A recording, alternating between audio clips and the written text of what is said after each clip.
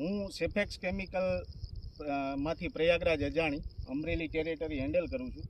આજે આપણે એક પ્રગતિશીલ ખેડૂતને ત્યાં આવ્યા છીએ. એણે આપણે સેફેક્સ કેમિકલની દવા રેનિપ્રોલનો ઉપયોગ કરેલો છે. તો આપણે ખેડૂતને એની પાસેથી ડિટેલ લઈશું કે ભાઈ કેવા રિઝલ્ટ મળ્યા અને કેટલા દિવસ થયા એમણે.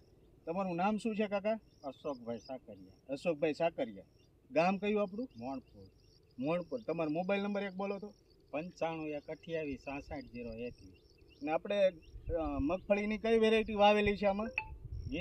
ગિરનાર વાવેલી છે ને. અને સેફેક્સ કેમિકલની દવા આપણે રેનિપ્રોલ તમે કેટલા દિવસ પહેલાં મારેલી? 17 દિવસ. 17 દિવસ. હવે આમાં તમે 17 દિવસમાં તમને કેટલું રિઝલ્ટ મળ્યું છે અને કેટલું નથી મળ્યું એની વાત કરો જરા. રિઝલ્ટ સારું છે. ઈળ આવી નથી ત્યાર પછી. ઈળ 17 દિવસ થયા, રિઝલ્ટ હજી ઈળ આવી જ નથી ને? ના આવી. એક અલ્પેશભાઈ બતાવો તો છોડવા જરા.